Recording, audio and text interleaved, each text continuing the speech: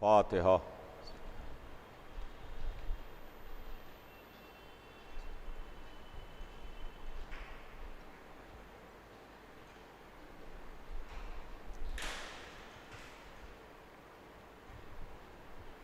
औज़ु बिल्लाहिस्समीइल अलीम मिनश्शैतानिर रजीम। बिस्मिल्लाहिर्रहमानिर्रहीम।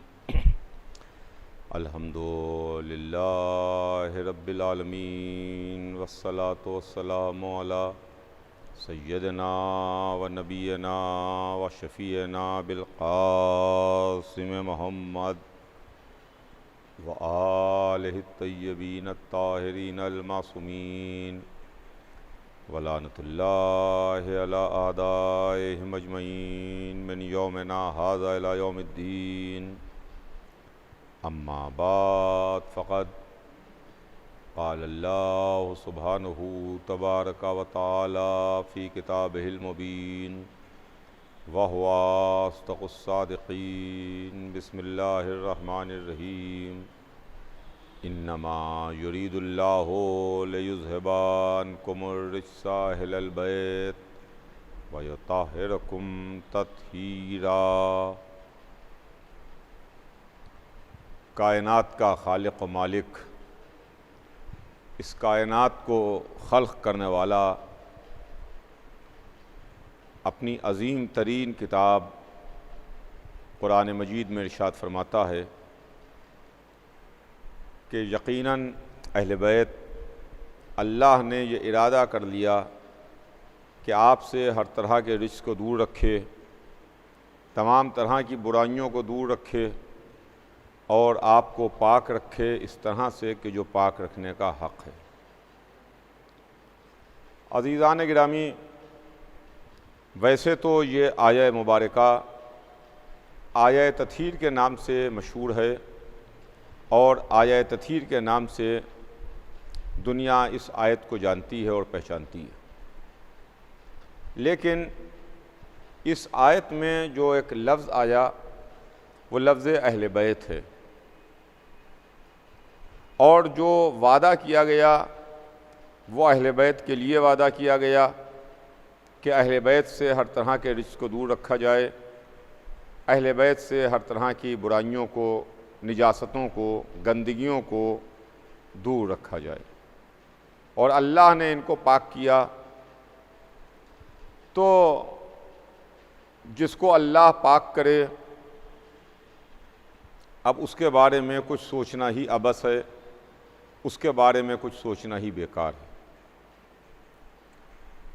मैं आपकी खिदमत में इस अशरा मजालिस में इस उन्वान के तहत गुफ्तगू कर रहा हूँ कि हम अहले बैत को क्यों मानते हैं।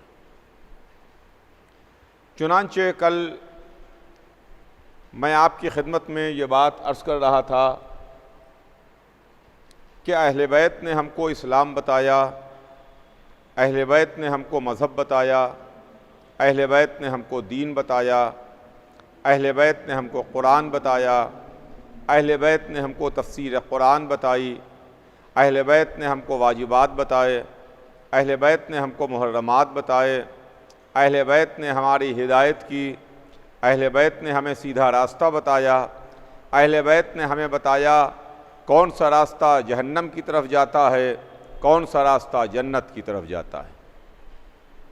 इसलिए कि हमको भी तलाश है, हमको भी ढूंढना है, हमको भी फ़िक्र है, इसलिए कि हम दो राहे पर खड़े हुए हैं। हम दो राहे पर खड़े हैं, एक रास्ता जहन्नम की तरफ जा रहा है, दूसरा रास्ता जन्नत की तरफ जा रहा है।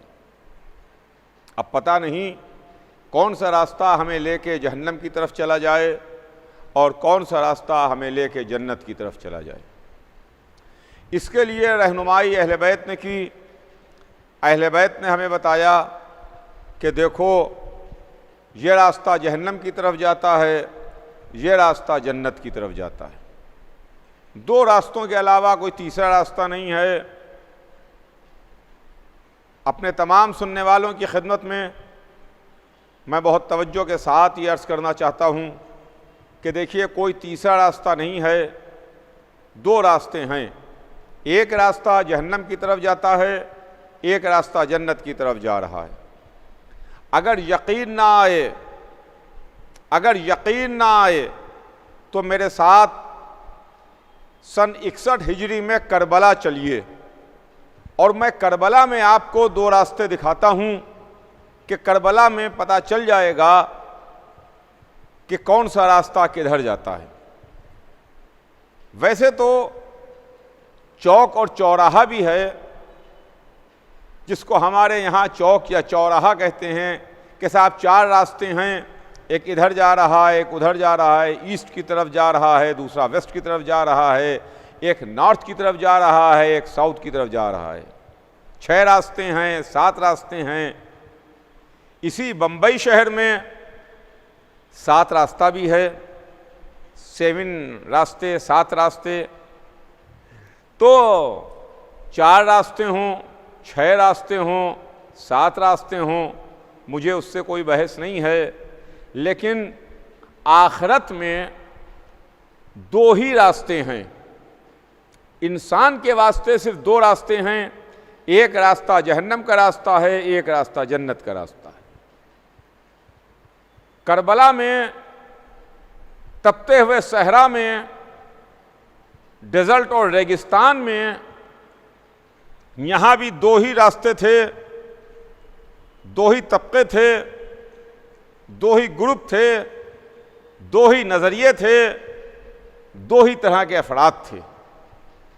करबला में कोई गैर मुस्लिम नहीं था, करबला में कोई काफिर नहीं था, करबला में कोई मुशरिक नहीं था, करबला में कोई यहूदी या ईसाई या मजूसी नहीं था।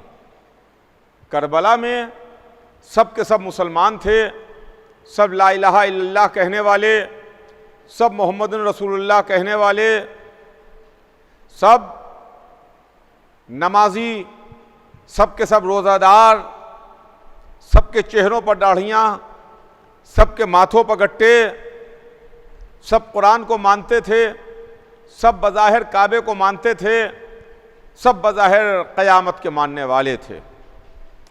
यानी जो इनके चेहरों पर बोर्ड लगा हुआ था, जो इनके चेहरे नज़र आ रहे थे, वो खालिस मुसलमानों वाले, जहाँ पर नमाज़ें भी हैं, रोज़े भी हैं, हज भी हैं, कुरान भी है, तिलावत भी है, काबा भी है। लेकिन फिर जब सब एक हैं, सब नमाजी, सब रोज़ादार, सब हाजी, सब अल्लाह को मानने वाले, सब रसूल अल्लाह को मानने वाले, सब के सब क़यामत के कायल, तो फिर 2 अलग अलग क्यों हैं? 2 अलग अलग खेमे क्यों लगे हुए हैं? 2 अलग अलग तरह के लोग क्यों अलग अलग बैठे हुए हैं? सबको एक साथ में रहना चाहिए था, सबको एक खेमे में बैठना चाहिए था, सबको एक छत के नीचे आना चाहिए था। ये अलग अलग क्यों हैं? तवज्जो चाहूँगा अज़ीज़ान गिरामी, करबला में हमको पता चलेगा, करबला ने हमको बताया कि देखो रास्ते 2 हैं, एक रास्ता जहन्नम का रास्ता है, एक रास्ता जन्नत का रास्ता है, एक रास्ता दोज़ख का रास्ता है, एक रास्ता जन्नत का रास्ता है। सब ला इलाहा इल्लल्लाह कहने वाले, सब मोहम्मदुर रसूलुल्लाह कहने वाले, सब काबे को मानने वाले, सब कुरान को मानने वाले, सब नमाजी, सब रोज़ादार, सब हाजी, सब मुसलमान, तो फिर एक छत के नीचे क्यों नहीं आ गए? उनका नहीं, आप समझे नहीं, आपको मालूम नहीं है, आपने जाहिर देखा लेकिन इसको ऊपर गौर नहीं किया आपने। 2 तरह के मुसलमान हैं, मगर 2 तरह के मुसलमानों में 2 अलग अलग तरह के मुसलमान हैं। एक वो मुसलमान हैं कि जो उम्मत के बताए हुए रास्ते पर चल रहे हैं, दूसरे वो मुसलमान हैं जो इतरत के बताए हुए रास्ते पर चल रहे हैं। एक वो मुसलमान हैं जिनका खलीफा यजीद है, जिनका रहबर यजीद है, जो यजीद के हाथों पर बैत किए हुए हैं, दूसरे वो मुसलमान हैं जिनके इमाम हुसैन हैं, जिनके रहबर हुसैन हैं, जिनके पेशवा हुसैन हैं, जिनके मौला हुसैन हैं। हुसैन अहले बैत की फर्दों में एक फर्द हैं। तो अब मुझे कहने में ये कोई तकल्लुफ नहीं है कि करबला में हमको दो रास्ते नजर आए, एक जहन्नम का रास्ता था, एक जन्नत का रास्ता था, एक यजीद का रास्ता था, एक हुसैन का रास्ता था। करबला में हमें दो सरदार मिले, एक उमर साद और एक हुर। दो लश्कर हैं, दो रास्ते हैं, दो सरदार हैं।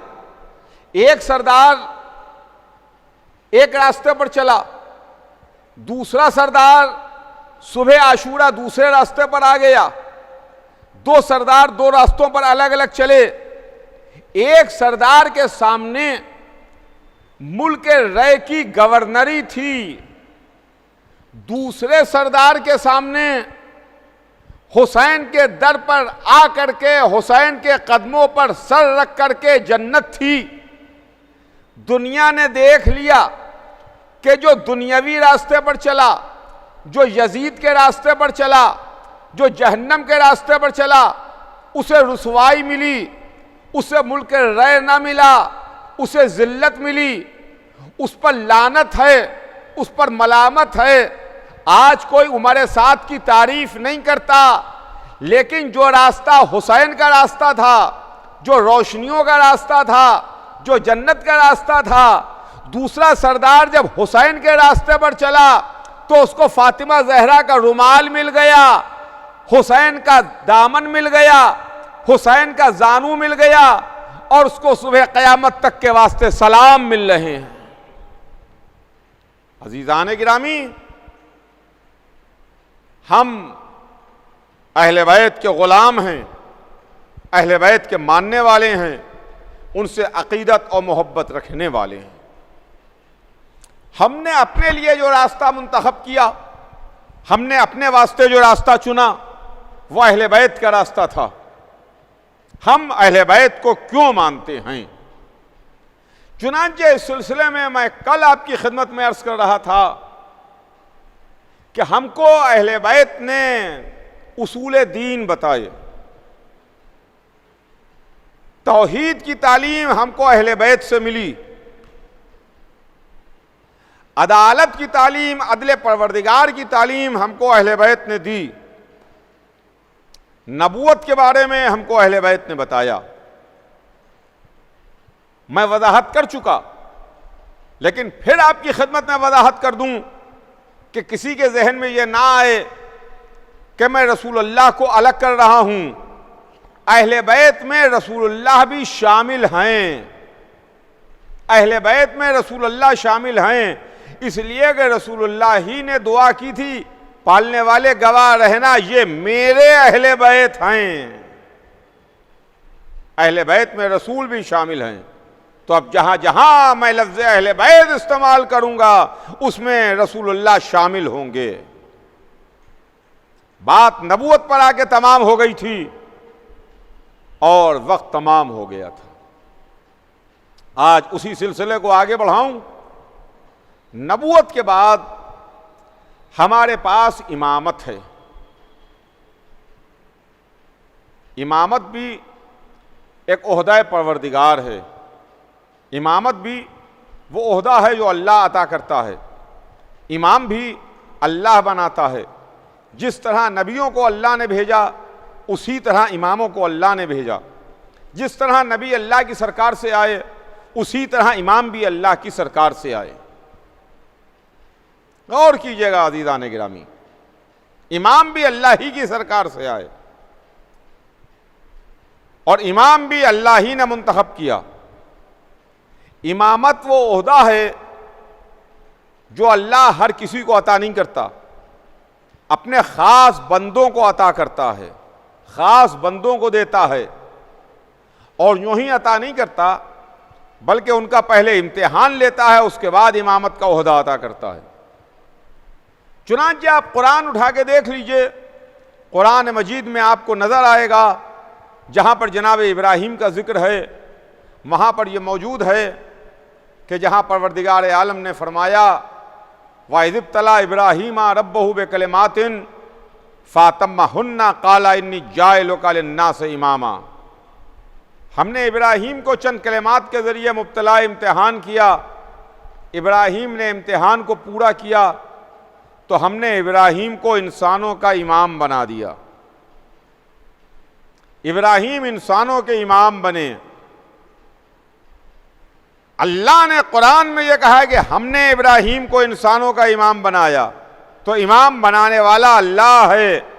अल्लाह ने इब्राहीम को इंसानों का इमाम बनाया, मगर इब्राहीम नबी भी हैं, इब्राहीम इमाम भी हैं, इब्राहीम नबी भी हैं, इब्राहीम इमाम भी हैं। जब नस्ल इब्राहीम आगे बढ़ी, नस्ल इब्राहीम ही में नबी भी आए, नस्ल इब्राहीम में इमाम भी आए। सबसे बड़ा रसूल भी नस्ल इब्राहीम ही में है और सबसे बड़ा इमाम भी नस्ल इब्राहीम ही में है, इमाम भी नस्ल इब्राहीम ही में है। जो इमाम है 12 वो भी नस्ल इब्राहीम ही में हैं। सबसे बड़ा रसूल खत्मी मर्तबत, उनका सिलसिला मिलता है जनाब इब्राहीम से, और मौला अली से लेकर के इमाम आखिर तक ये सिलसिला जनाब इब्राहीम से। लेकिन इब्राहीम इंसानों के इमाम हैं, इब्राहीम छोटे नबी हैं। लेकिन जब नस्ल इब्राहीम आगे बढ़ती है तो सरदार रसूल भी नस्ल इब्राहीम से है और अमीरुल मोमिनीन वो भी नस्ल इब्राहीम ही से हैं, इमाम मुबीन भी नस्ल इब्राहीम से है। इमामत ओहदा परवरदिगार है। हमको इमामत के बारे में तालीम दी गई। हमारे इमाम मासूम हैं, हमारे इमाम पाक हैं, हमारे इमाम मुंतखब करदा परवरदिगार हैं। हमारे इमाम वो हैं जिनको हम इमाम मानते हैं, जो अल्लाह की तरफ से मज़हब की हिफाजत करने के वास्ते आए, जिन्होंने अल्लाह की तरफ से आकर के दीन की हिफाजत की, दीन को फैलाया भी है, दीन को पहुँचाया भी है, दीन को बचाया भी है। तो अज़ीज़ान गिरामी, ये इमामत है जिसकी तालीम, जिसके बारे में हमको अहले बैत ने बताया। जब इमामत के बाद आखिरी मंजिल आई क़यामत की, उसूल दीन में आखिरी क़यामत है, तो क़यामत के बारे में भी हमको अहले बैत ने बताया। देखिए, ये वो चीज़ है जो अभी आई नहीं है। नबूवत आई, आखिरी रसूल आ करके हमारे दरमियान से रुखसत हो गया। इमाम तशरीफ़ लाए, 11 तशरीफ़ लाए जिनको शहीद कर दिया गया। 12वां आया जो हुक्म खुदा से आज भी जिंदा है, हिजाब गैब में है, मगर क़यामत अभी नहीं आई है।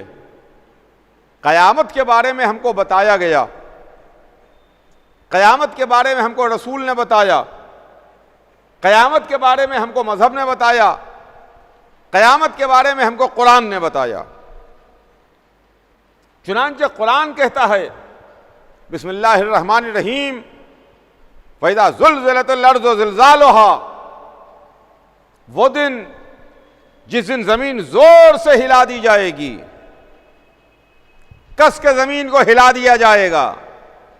सुनिए, क़यामत का तज़किरा है, जिस दिन जमीन को कस के हिलाया जाएगा। जब जोर से हिलाई जाएगी तो एक इंसान जमीन पर हाथ रख के कहेगा कि जमीन तुझे क्या हो गया है। वक़ाल इंसानो मा लहा, एक इंसान जमीन पर हाथ रख के कहेगा तुझे क्या हो गया है, तो जमीन बोलने लगेगी, जमीन गोया होगी, ज़मीन अपने दिल के हाल बयान करना शुरू करेगी उस इंसान से जो ज़मीन पर हाथ रख के ज़मीन से कहेगा कि तुझे क्या हो गया है। ज़मीन बोलने लगेगी। अज़ीज़ान गिरामी, यह मंजर अभी रूनुमा नहीं हुआ। कुरान कह रहा है कि यह ज़मीन कस के हिला दी जाएगी।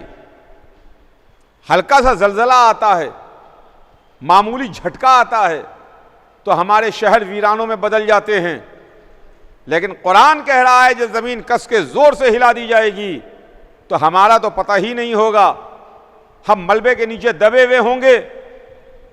मगर कोई इंसान होगा जो ज़मीन पर हाथ रखेगा, ज़मीन की कपकपाहट, ज़मीन की थरथराहट, ज़मीन का हिलना रुक जाएगा और उस इंसान से ज़मीन बोलने लगेगी, उस इंसान से ज़मीन बात करने लगेगी, अपने दिल के हाल बयान करेगी।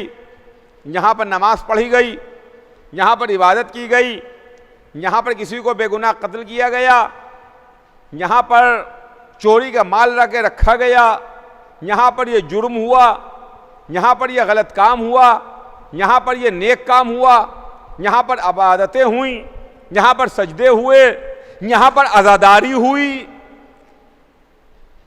तो ज़मीन अपने दिल के हाल बयान करेगी। अब यह इंसान कौन है जो ज़मीन पर हाथ रख के कहेगा तुझे क्या हो गया है? यह इंसान कौन इंसान है?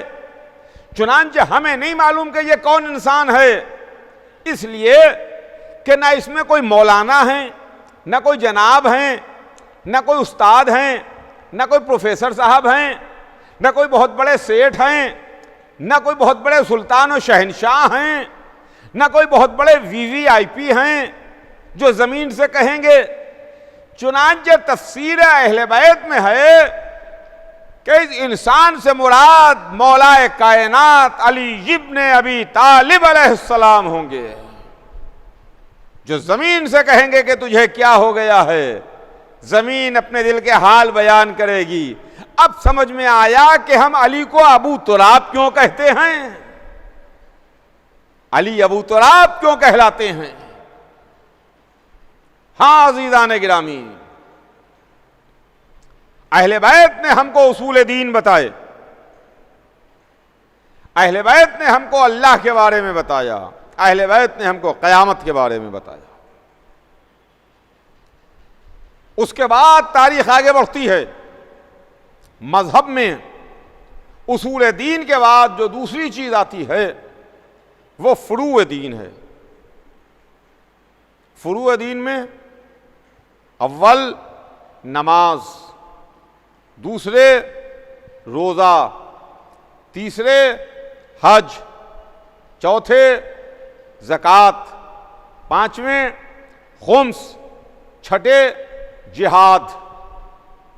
ये फुरूए दीन हैं जिसमें अव्वल नमाज है। अव्वल नमाज है।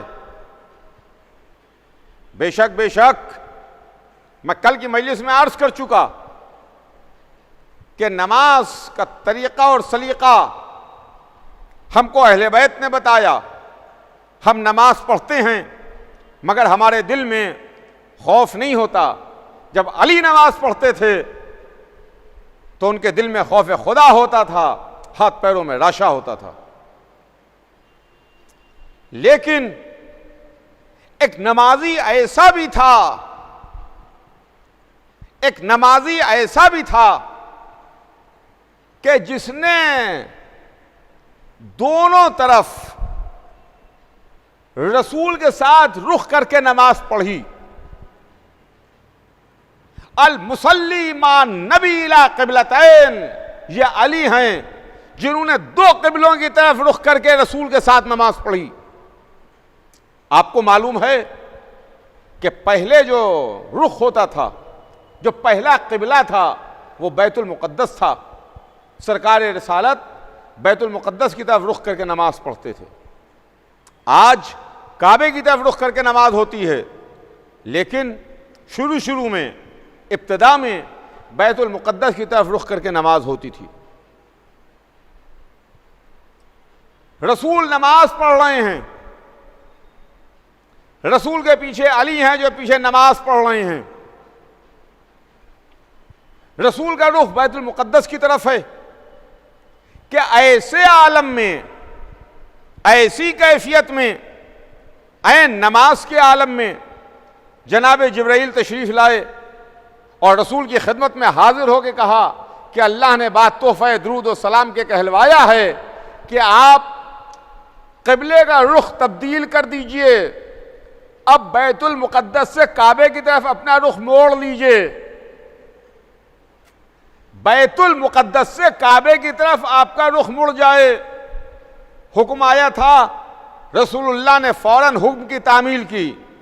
रसूल ने अपना रुख मोड़ा, ऐन नमाज के आलम में बैतुल मुक़द्दस की तरफ से काबे की तरफ रुख हो गया। अभी तक क़िबला अव्वल बैतुल मुक़द्दस की तरफ रुख करके नमाज पढ़ रहे हैं। तवज्जो चाहूँगा दीदान गिरामी, मेरी तरफ ध्यान रखिएगा कि बैतुल मुक़द्दस की तरफ रुख करके नमाज पढ़ रहे हैं।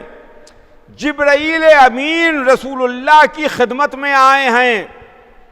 आयन आलम नमाज में रसूल से कहा, रसूल नमाज पढ़ रहे थे, यकीनन कोई ना कोई टेक्स्ट होगा जिसको अदा कर रहे होंगे। पता नहीं रसूलुल्लाह कोई सूरे की तिलावत फरमा रहे थे, पता नहीं रसूलुल्लाह कौन से जुमले थे नमाज में, कौन सा टेक्स्ट था, कौन सी दुआ थी जिसके कलिमात रसूलुल्लाह की ज़बान मुबारक से जारी थे कि रसूलुल्लाह ने अपना रुख फ़ौरन उसी लम्हे तब्दील किया और बैतुल मुक़द्दस से खाना काबा की जानिब रुख मोड़ा। लेकिन देखने वालों ने देखा कि सिर्फ और सिर्फ रसूल का ही रुख नहीं मुड़ा, बल्कि रसूल के पीछे जो नमाज पढ़ रहा था उसने भी अपना डायरेक्शन चेंज किया, उसने भी अपना रुख मोड़ा। रसूल का रुख मुड़ा और रसूल के साथ साथ अली का रुख भी मुड़ा, अली का रुख भी मुड़ा। एक साथ दो लोगों ने अपना रुख चेंज किया। रसूल ने रुख चेंज किया, अली ने अपना रुख तब्दील किया। अब यहां पर 1 मिनट के वास्ते ठहरिए, आप रुकिए, गौर कीजिए, तज्जिया कीजिए, एनालिसिस कीजिए। वही तो रसूल पर आती है, मुसलमान बड़े जोरों शोर से कहता है, अरे साहब वही किसी गैर पर नहीं आती है, वही तो रसूल पर आती है। आवाज मलक रसूल सुनता है। मैंने कहा बेशक बेशक, मैं इस वक्त इस बहस में नहीं पढ़ना चाहता कि वही सिर्फ और सिर्फ नबी पर आती हो या रसूल पर आती हो और किसी पर नहीं आती हो, वरना इस मसले को तो कुरान ने अलग वाज़े कर दिया, ये कह करके वाह है ना अला उम्मे मूसा, हमने मूसा की मां पर वही नाजिल की। वो अलग चैप्टर है, इस वक्त वो ज़ेर बहस नहीं है। क्या साहब वही तो नबी पर आती है, रसूल पर आती है। मैंने माना कि वही नबी पर आई, वही रसूल पर आई। जिब्राइल ने हुजूर सरवर कायनात की खिदमत में अर्ज़ किया कि अल्लाह ने हुक्म दिया है कि डायरेक्शन चेंज कर दीजिए, क़िबले का रुख चेंज कर दीजिए। रसूल चेंज करें, रसूल के साथ साथ अली ने क्यों चेंज किया, अली ने क्यों अपना रुख तब्दील किया? तो आपको दो बातों में से एक बात मानना पड़ेगी, एक बात मानना पड़ेगी। दो बातें हैं मेरी नजर में, उसमें से एक बात आपको मानना पड़ेगी। या तो ये मानिए, या तो आपको ये मानना पड़ेगा कि आवाज जिब्राइल रसूल के साथ साथ अली भी सुन रहे थे। तवज्जो चाहूंगा दीदान गिरामी, या तो आवाज मलक रसूल के साथ साथ अली भी सुन रहे थे, या तो ये मानिए या ये मानना पड़ेगा चाहे हालत नमाज ही क्यों ना हो, अली हर मौके पर हर लम्हे इत्तिबाए मोहम्मद कर रहे थे, इत्तिबाए रसूल कर रहे थे। अगर मोहम्मद ने रुख चेंज किया तो रसूल ने भी चेंज कर दिया और बाकी जमात वैसे की वैसे ही खड़ी रही। आवाज मलक रसूल ने सुनी तो रसूल के साथ दो क़िबलों की तरफ रुख करके नमाज पढ़ने वाले अली हैं। नमाज अगर समझना है तो अहले बैत से समझिए। नमाज के बाद रोजा,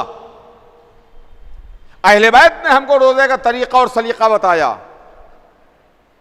हम भी रोजा रखते हैं, रमजान आता है, हम पर रोजा वाजिब है, हमने रोजा रखा। इफ्तार के वक्त इफ्तारी खाई पेट भर के, सहरी में भरपेट सहरी की और उसके बाद फिर अगला रोजा रख लिया।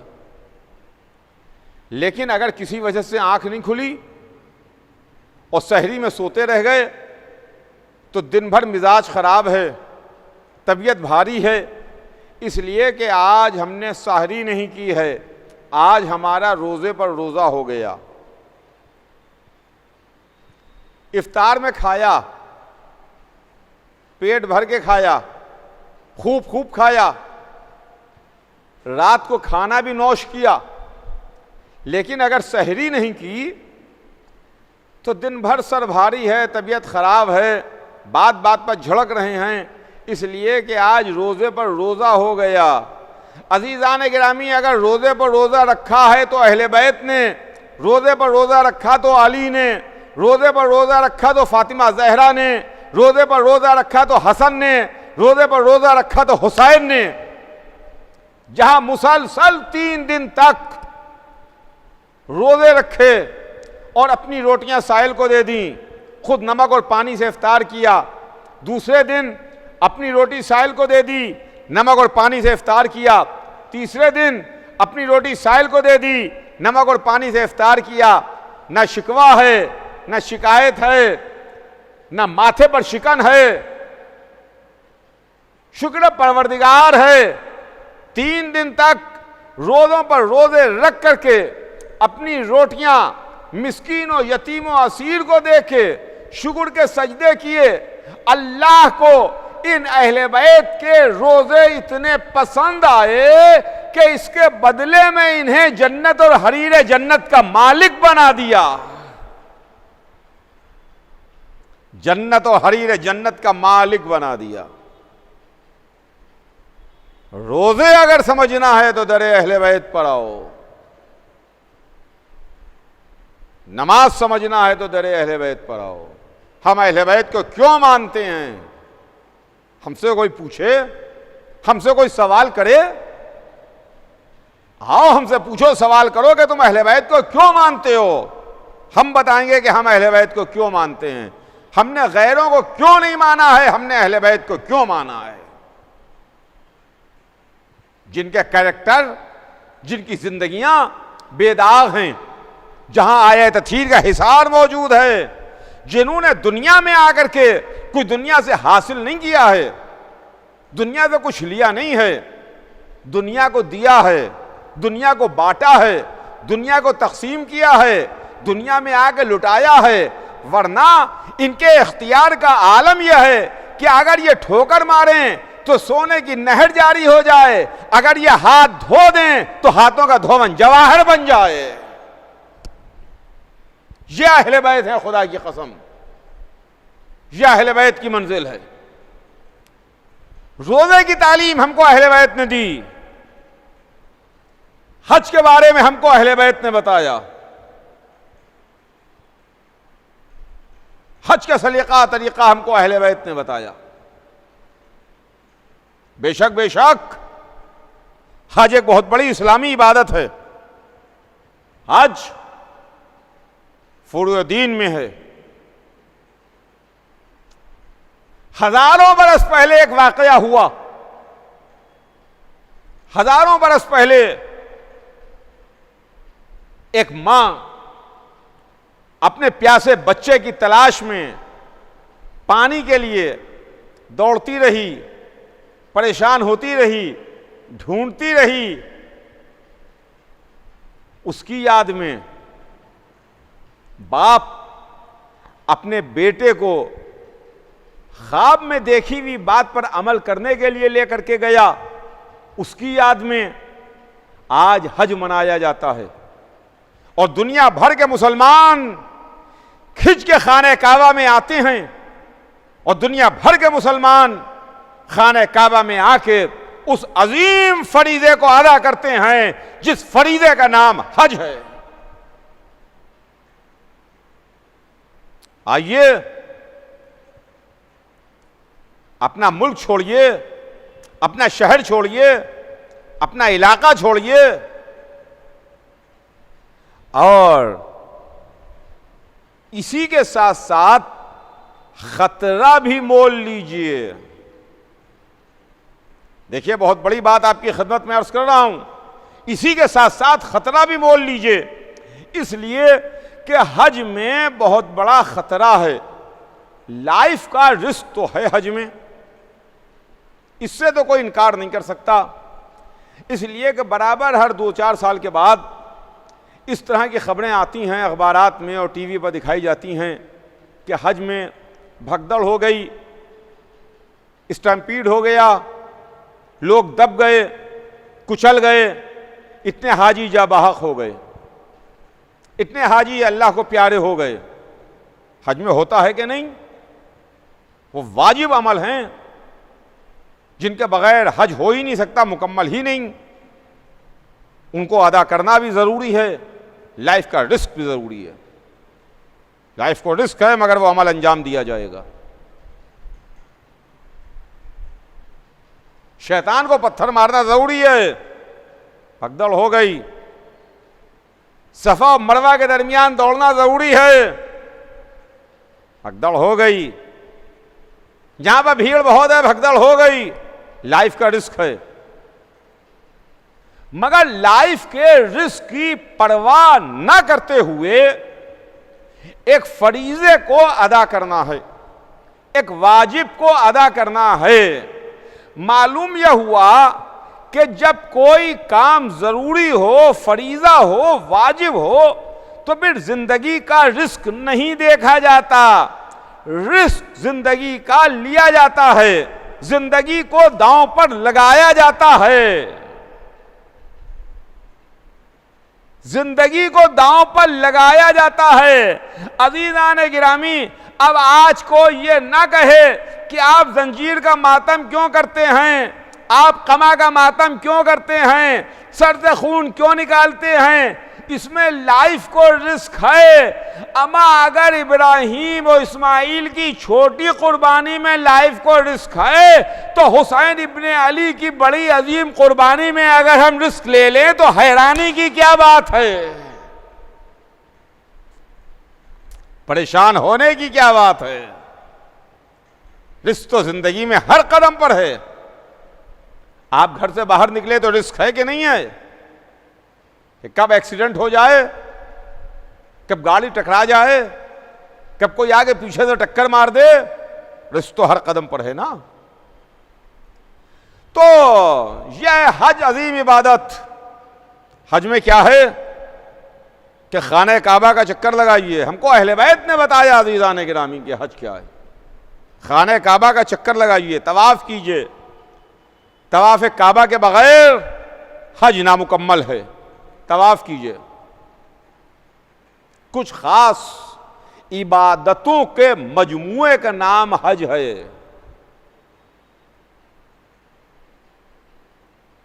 कुछ खास इबादतों के मजमूए का नाम हज है। सफ़ा और मरवा के दरमियान क़याम अरफात, मिना वगैरह वगैरह, ये हज के अरकान में हैं।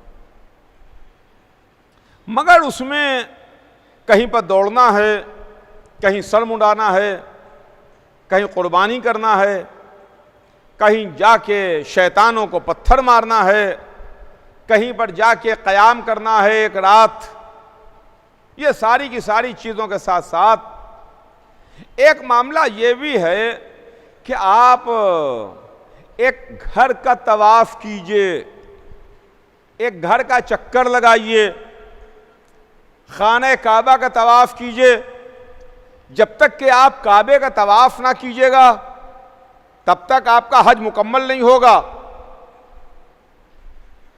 हज अधूरा रह जाएगा अगर काबे का तवाफ ना किया। तो मैंने उलमा इस्लाम से कहा, हाजी हजरात से कहा, ए हुज्जाज किराम, ऐ उलमा इस्लाम, ये क्या कर रहे हैं आप? क्या आप एक खाली मकान है उसका तवाफ करा रहे हैं? एक खाली घर है उसका तवाफ करा रहे हैं? उसका तवाफ हो रहा है? कि आपको मालूम नहीं है ये मकान आम मकान नहीं है, ये घर आम घर नहीं है, ये अल्लाह का घर है, बैतुल्लाह है, अल्लाह का घर है। तो अल्लाह के घर का तवाफ हो रहा है।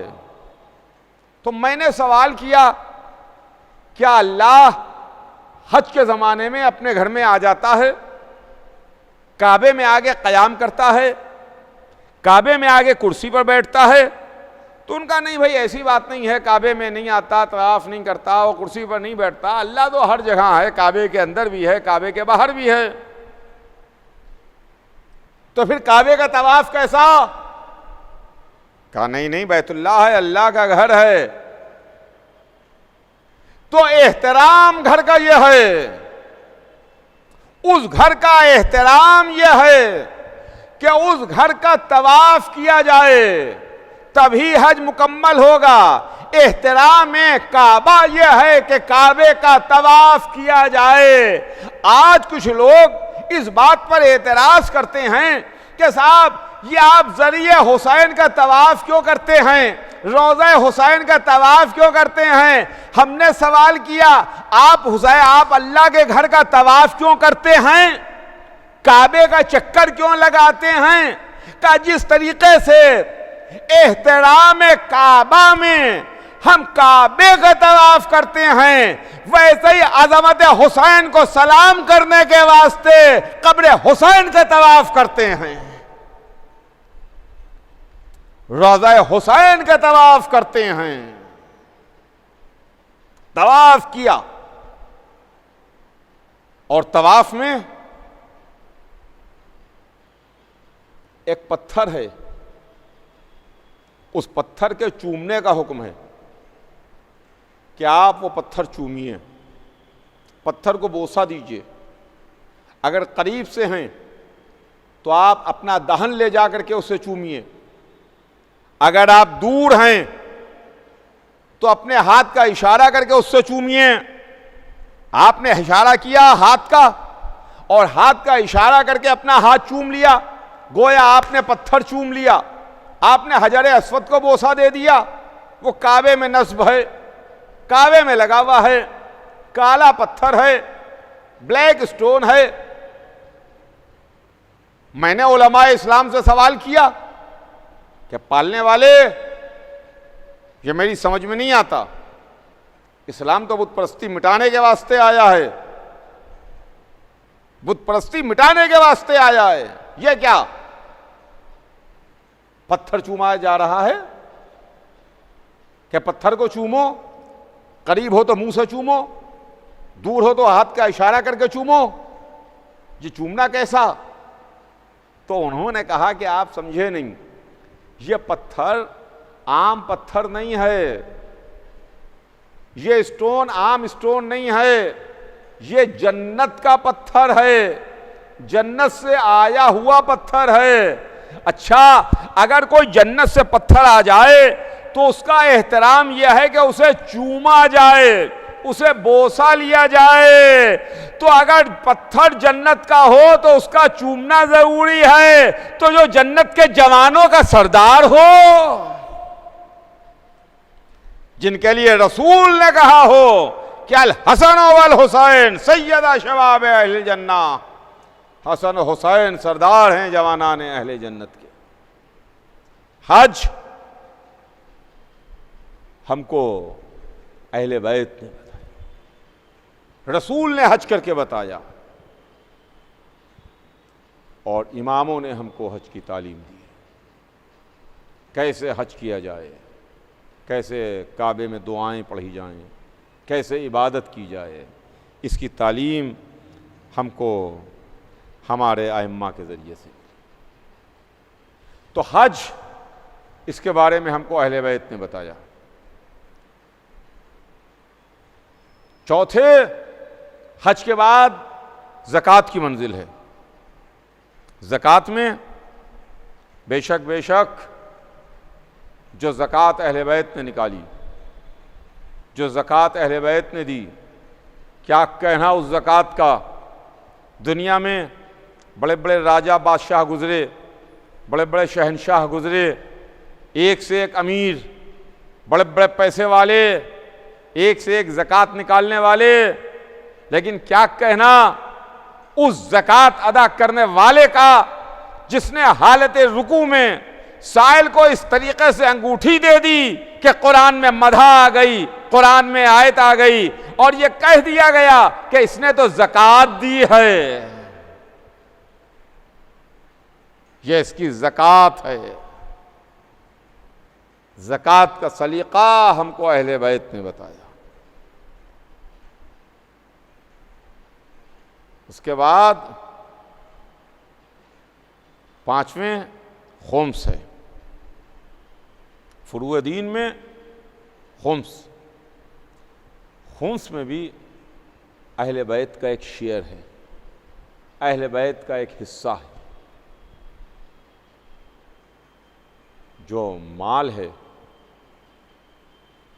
जो हमारी सेविंग है, जो हमारी बचत है साल भर की, उसका 1/5, उसका 5वां हिस्सा जो खुम्स है, उसमें अहले बैत का शेयर है, अहले बैत का हिस्सा है। अहले बैत को हाजत नहीं है, अहले बैत को ज़रूरत नहीं है। ये तो वो हैं जो मुल्क सुलेमान के बराबर ज़कात निकालते हैं, ये वो हैं जो जन्नत व हरीर व जन्नत के मालिक हैं। लेकिन यह हमारे ही वास्ते इंतज़ाम किया गया है कि देखो उनके नाम पर शेयर निकालना, और जब आफताब इमामत पर्दे में चला जाए तो उनके नायब के हुक्म से उस दौलत को, उस पैसे को खर्च करो। आज कितने बड़े बड़े मजहबी काम हो रहे हैं। दुनिया भर में चलने वाले मदारिस जहाँ पर मज़हब की तालीम दी जाती है, फ़िक़्ह अहले बैत की तालीम दी जाती है, मसाजिद हैं, इमाम बाड़े हैं, वग़ैरह वग़ैरह, और तमाम काम जो तलबा तालीम हासिल कर रहे हैं। हमारे वो जो हौज़ात हैं नजफ़ में और क़ुम में, ये सब कहाँ से चल रहे हैं? खुम्सी के पैसे पर तो है। दुनिया भर में जो इजाज़े तक़सीम होते हैं, बड़े बड़े काम हो रहे हैं, खुम्सी के पैसे पर तो हैं। ये सारे काम किसकी दौलत पर हो रहे हैं? यानी ये इमाम ही का पैसा है जिसके ज़रिए से आज दुनिया चल रही है और काम हो रहा है। खुम्स के बाद मंजिल जिहाद की है। जिहाद, जिहाद को आज मुसलमानों ने बदनाम कर दिया। जिहाद बदनाम हो गया। जिहाद एक अजीम इबादत है। सुनिएगा, जिहाद एक अजीम इबादत का नाम है।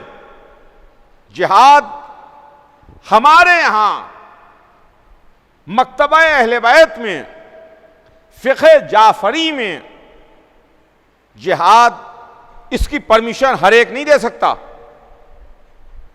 चूंकि जिहाद में इंसानी जान का मामला है, लिहाजा हमारे यहां फ़िक़्ह अहले बैत में, फ़िक़्ह जाफ़री में, मक्तबा अहले बैत में, हम शियों के यहां जिहाद का हुक्म कोई मुल्ला नहीं दे सकता। जिहाद का हुक्म सिर्फ और सिर्फ इमाम मासूम दे सकता है। जिहाद की परमिशन इमाम के अलावा कोई दूसरा नहीं दे सकता। हमारे यहां जो आखिरी जिहाद हुआ वो आज से 1400 बरस पहले 10 मुहर्रम सन 61 हिजरी को हुआ। 10 मुहर्रम सन 61 हिजरी के बाद उस दिन से लेकर के आज तक हमारे पास जिहाद नहीं है। हम लड़ाइयों को जिहाद का नाम नहीं देते, हम दहशतगर्दी को जिहाद का नाम नहीं देते, हम दहशतगर्दाना हमलों को जिहाद का नाम नहीं देते, हम बेगुनाह इंसानों पर जुल्म करने को जिहाद का नाम नहीं देते, हम बस्तियों के उजाड़ने को जिहाद का नाम नहीं देते, हम छोटे छोटे बच्चों को बच्चों के यतीम होने को जिहाद का नाम नहीं देते, हम औरतों का सुहाग उजड़ने को जिहाद का नाम नहीं देते। हमारे पास जिहाद है मगर इमाम मासूम के हुक्म से है, इमाम मासूम की मर्जी से है। जिस तरीके से एक क्वालिफाइड और ट्रेन डॉक्टर सर्जन ऑपरेशन करता है, हर हमाशुमा ऑपरेशन नहीं कर सकता। जो MBBS MS हो, कम से कम जो MS की डिग्री रखता हो कम से कम, या MBBS हो, उसी को यह हक हासिल है कि वो ऑपरेशन कर सके, उसी को यह हासिल है हक कि वो ऑपरेट कर सके मरीज को। इसी तरीके से हमारे मजहब में भी जिहाद ये सिर्फ इमाम की मर्जी से है, इमाम के हुक्म से। बस अज़ीज़ान गिरामी, वक्त तमाम हो गया, बात तमाम हो गई। कल इंशाअल्लाह इसके आगे बात अर्ज करूंगा, आज बस बात तमाम। और अब क्या अर्ज करूं, क्या अर्ज करूं। रोने के वास्ते साल भर मजलिसों में मसाइब पढ़े जाते हैं, अहले बैत के गम का जिक्र होता है, उनकी मुसीबतों का तज़किरा बयान किया जाता है, करबला के वाक़यात बयान किए जाते हैं। मगर क्या इन अय्याम में भी, क्या इन रातों में भी, क्या इन दिनों में भी कुछ पढ़ने की ज़रूरत है तब आँखों से आंसू निकले? कुछ बयान करने की ज़रूरत है तब हुसैन पर आंसू बहें? क्या रोने के लिए यह काफ़ी नहीं है कि आज 5वीं रात आ गई? ये 5वीं रात हम मातम करते हैं ज़ैनब के उन लाडलों का, 5वीं रात हम मातम करते हैं ज़ैनब के उन बच्चों का जिनको शब आशूर माँ ये बता रही थी, मेरे बच्चों अगर कल तुमने अपने मामू पर अपनी जान निछावर न की तो ये माँ दूध न बख्शेगी। अजीज़ों, सलाम कीजिए करबला की उन माओं पर, करबला की उन बीबियों पर हमारा सलाम, करबला की उन माओं पर हमारा सलाम, जिन माओं ने अपने बच्चों को समझाया, अपने बच्चों को सिखाया, अपने बच्चों को तालीम दी, अपने बच्चों से ये कहा मेरे बच्चों कल कुर्बानी आले मोहम्मद का दिन है, तुम अपनी जाने आका हुसैन पर कुर्बान कर देना, अपने को हुसैन पर निछावर कर देना। आशूरे की रात तमाम हुई, आशूरे का दिन निकला, ज़ैनब के लाडले हुसैन की खिदमत में आए, हाथों को जोड़ा, ए मामू जान इजाज़त दे दीजिए। हुसैन ने मना किया, हुसैन ने इजाज़त नहीं दी, उन्होंने मोहम्मद को रोक दिया, कहा मेरे बच्चों मैं तुम्हें कैसे इजाज़त दूं, मैं तुम्हें क्यों कर इजाज़त दूं? अगर मैंने तुम्हें मरने की इजाज़त दे दी तो मेरी बहन की दुनिया उजड़ जाएगी। लीजिए पसे पर्दा से बीबी की आवाज़ आई, बीबी खड़ी हुई थी, कह रही थी ए मेरे भैया, ए मेरे भैया, ये तो दोनों बच्चे अगर आप पर कुर्बान हो जाएं तो आपकी बहन रोज़ महशर आपकी वालिदा के सामने सुरखरू होगी। हुसैन ने इजाज़त दी, और मोहम्मद को इजाज़त मिली, दोनों शहजादे हुसैन से इजाज़त लेके माँ को सलाम करके मक्तल में आए। तेजी से घोड़ा दौड़ाते हुए मक्तल में पहुंचे। बहादुर दादा के बहादुर पोते, बहादुर नाना के बहादुर नवासे, जो दधियाल से भी विरसे में शजात लिए हुए थे, ननिहाल से भी विरसे में शजात मिली थी, इधर से भी शजात का विरसा, उधर से भी शजात का विरसा।